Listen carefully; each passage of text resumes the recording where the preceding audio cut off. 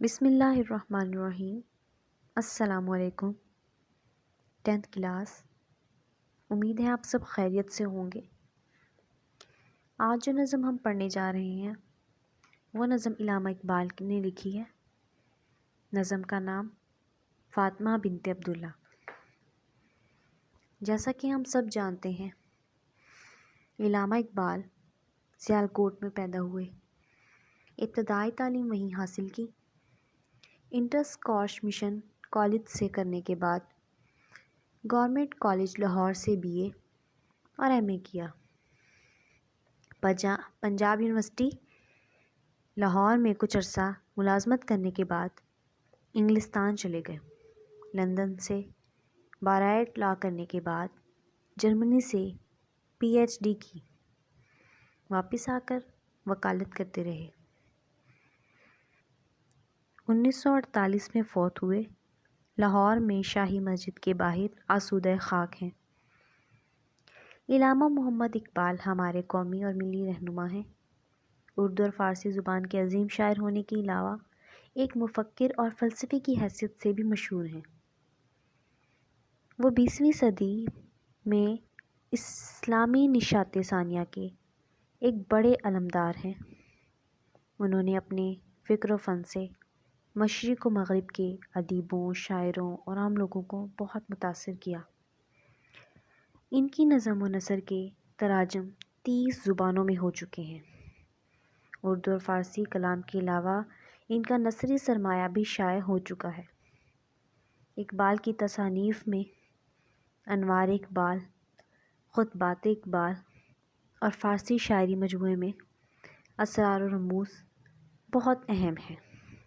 اس کے علاوہ پیام مشرق، زبور عجم، جاوید نامہ، پسچہ بعید کردہ قوم، اقوام شرق اور اردو مجموعہ کلام میں بانگ دار، بال جبریل، ضرب کلیم اور ارغمان حجاز بہت زیادہ اہم ہیں۔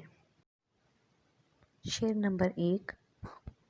فاطمہ تو آبروئے امت مرحوم ہے، ذرہ ذرہ تیری مشت خاک کا معصوم ہے۔ یہ نظم ایک عرب لڑکی کے بارے میں ہے جو طرابلس کی جنگ میں غازیوں کو پانی پلاتے ہوئے شہید ہوئی۔ علامہ اقبال نے اپنی پہلے ہی نظم کے پہلے ہی مصرعے میں جان ڈال دی ہے اور اپنا خیال انتہائی واشگاف الفاظ میں بیان کر دیا۔ علامہ اقبال کا سال بہت کٹھن تھا۔ اس وقت مسلمان اپنی پرانی روایات کو بھول چکے تھے۔ ایسے حالات میں مسلمانوں کے جذبہ جرأت کو بیدار کرنے کی بے حد ضرورت تھی۔ علامہ اقبال نے اپنی شاعری کے ذریعے سے اس کا بیڑا اٹھایا۔ علامہ اقبال کی یہ نظم بھی اسی تناظر میں لکھی گئی ہے۔ یہ واقعہ طرابلس کی جنگ سے متعلق ہے جس میں 14 سالہ فاطمہ عرب لڑکی تھی جو طرابلس کی جنگ میں 1912 میں غازیوں کو پانی پلاتے ہوئے شہید ہوئی۔ اقبال نے اسی کے بارے میں لکھا ہے کہ اے فاطمہ، تو امت مسلمہ کے لیے عزت اور آبرو کا باعث ہے۔ تو نے شہادت کا رتبہ حاصل کر لیا اور مسلمانوں کی لاج رکھ لی۔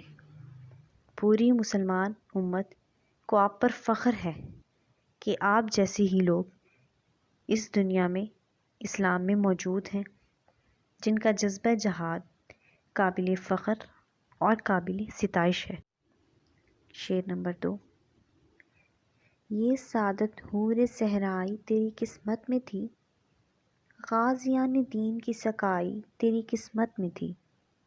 دوسرے نظم کے شعر میں علامہ اقبال فرما رہے ہیں کہ شہادت کا رتبہ ایک بہت ہی عظیم رتبہ ہے، اور وہ کہتے ہیں اے فاطمہ، تو ریگستان میں رہنے والی ایک نیک سیرت لڑکی تھی، اسی وجہ سے اللہ نے تجھے اس کام کے لیے چن لیا۔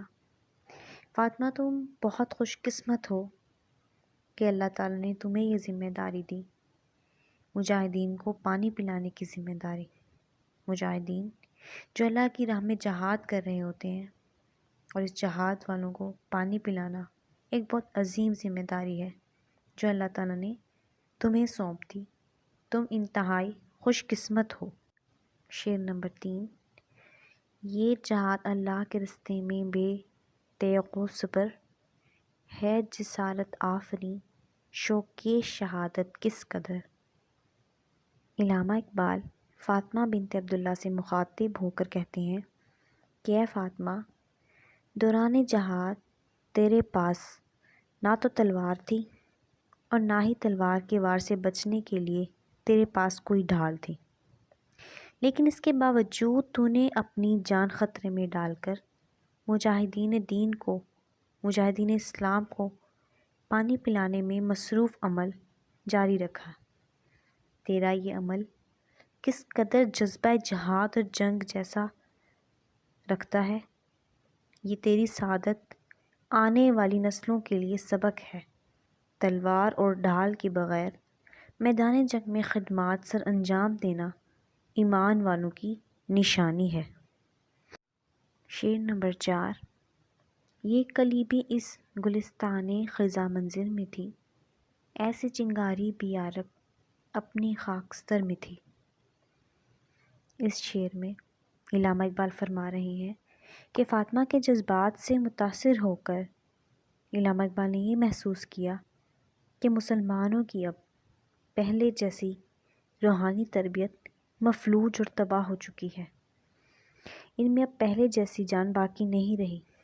مگر فاطمہ، میدان جنگ میں تیرا جذبہ دیکھ کر یہ محسوس ہوا کہ جس طرح خاک اور راکھ کے ڈھیر میں کوئی چنگاری باقی رہ جاتی ہے اور اچانک بھڑک کر سب کا سبب بن جاتی ہے، اسی طرح فاطمہ تو نے اجڑے ہوئے گلستان میں ایک کلی کی مانند کردار ادا کیا ہے، اور اس بات کی قیاس آرائی کی ہے کہ یہ گلستان ابھی تک تباہ نہیں ہوا، اس میں کچھ پھلنے پھولنے کی سخت اور امید کی کرن باقی ہے۔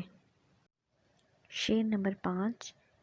اپنے صحرا میں بہت آہو ابھی پوشیدہ ہیں، بجلیاں برسے ہوئے بادل میں بھی خوابیدہ ہیں۔ علامہ اقبال اس شعر میں فاطمہ کو خراج تحسین پیش کرتے ہوئے کہتے ہیں کہ اے فاطمہ، تمہاری اس عمر میں دی جانے والی قربانی نے ہمارے اندر امید کی کرن پیدا کر دی ہے، ہم نے مایوسیوں کو ترک کر دیا ہے، ہمارے اندر ایک نیا جوش پیدا ہو گیا ہے، ہمیں یقین ہو گیا ہے کہ ابھی ہمارے صحرا میں ہرن چھپے ہوئے ہیں، ہرن اصل میں نخلستان میں رہتے ہیں۔ علامہ اقبال کہتے ہیں اگرچہ مسلمان انتہائی عروج حاصل کرنے کے بعد اپنا اقتدار کھو چکے ہیں، مگر اب بھی ان کے اندر اپنا کھویا ہوا مقام دوبارہ حاصل کرنے کے لیے فاطمہ جیسی بجلیاں چھپی ہوئی ہیں جو ہمارے لیے روشنی کا سبب بن سکتی ہیں۔ شعر نمبر 6۔ فاطمہ گو شبنم افشاں آنکھ تیرے غم میں ہے، نغمہ عشرت بھی ابھی نالہ ماتم میں ہے۔ اس شعر میں علامہ اقبال فرماتے ہیں فاطمہ کی شہادت پر رنج و غم کا اظہار کرتے ہوئے کہ تو نے ایک انتہائی اہم فریضہ ادا کیا اور اپنی جان پیش کر دی اللہ کی راہ میں۔ تمہاری اتنی بڑی شہادت پر ہماری آنکھیں آپ دیدہ ہیں، ہمیں غم ہے، اور شہادت پر نکلنے والے آنسوؤں پر ہمارا کوئی اختیار نہیں۔ اس کے برعکس ان آنسوؤں کے پیچھے خوشی کی کیفیت بھی ہے، اور وہ یہ کہ تمہاری شہادت نے مسلمانوں کے اندر زندگی کی ایک نئی روح پھونک دی ہے، ضرورت پڑنے پر وطن کی حفاظت کے لیے جان قربان کرنے میں بھی دریغ نہیں کریں گے۔ مسلمانوں کے جو جذبات دم توڑ رہے تھے، تیرے جذبے کو دیکھتے ہوئے وہ پھر سے بیدار ہو گئے ہیں، اور اس جذبے کو آگے بڑھاتے ہوئے مسلمان ایک دن ضرور اپنا کھویا ہوا مقام دوبارہ حاصل کر سکیں گے۔ شعر نمبر 7۔ رقص تیری خاک کا کتنا نشاط انگیز ہے، ذرہ ذرہ زندگی کے سوز سے لبریز ہے۔ اس شعر میں علامہ اقبال فاطمہ سے مخاطب ہو کر کہتے ہیں کہ فاطمہ، تیری شہادت مسلمانوں کے لیے آزادی کا پیغام لے کر آئی ہے۔ تمہارے وجود نے مسلمانوں کو یہ ظاہر کروا دیا ہے کہ وہ اپنی زنجیریں توڑ کر اسلام کی راہ میں آزادی کے لیے کوشاں رہیں۔ تیری شہادت سے ہمیں اس بات کا اندازہ ہو گیا ہے کہ آزادی کے حصول کے لیے جان کا نذرانہ کوئی بڑی چیز نہیں، کیونکہ اس قربانی سے نہ صرف موجودہ بلکہ آنے والی نسلیں بھی مستفید ہوں گی۔ شعر نمبر 8۔ ہے کوئی ہنگامہ تیری تنبت خاموش میں، پل رہی ہے ایک قوم تازہ اس آغوش میں۔ علامہ اقبال فاطمہ کو خراج تحسین پیش کرتے ہوئے کہتے ہیں کہ تم نے آنے والے مسلمانوں کے لیے آزادی کا سامان مہیا کیا، ان میں لڑنے اور اپنے لیے آزادی حاصل کرنے کا ایک جذبہ پیدا کیا۔ اور اس کے بعد وہ کہتے ہیں، فاطمہ کی عمر گرچہ کم تھی لیکن اس کے باوجود اس نے اپنی عمر سے بڑھ کر آزادی حاصل کرنے کے لیے جو قوت اور بہادری دکھائی وہ کسی اور میں نہیں تھی اس وقت۔ اور بتاتے ہیں علامہ اقبال کہ یہ آپ کی شخصیت ہی تھی جس نے ہمارے دلوں میں جوش و ولولہ پیدا کر دیا۔ شعر نمبر 9۔ تازہ انجم کا فضائے آسماں میں ہے ظہور، دیدہ انساں سے نہ محرم ہے جن کی موج نور۔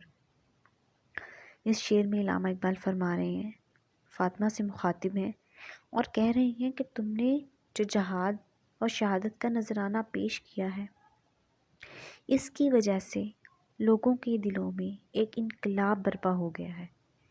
اب لوگوں میں آزادی کو حاصل کرنے کا جذبہ پہلے سے بھی زیادہ جاگ اٹھا ہے، اور اب انہوں نے ارادہ کر لیا ہے کہ ہر حال میں آزادی حاصل کر کے رہیں گے۔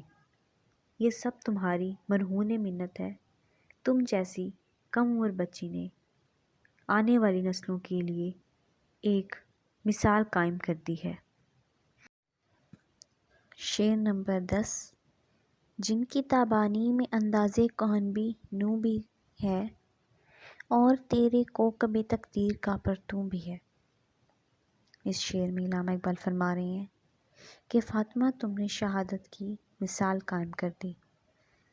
فاطمہ نے اپنی بزرگ ہستیوں کی قربانیوں کی لاج رکھی ہے، جنہوں نے مسلمانوں کو غلامی سے نجات دلانے کے لیے اپنی جانیں قربان کر دی۔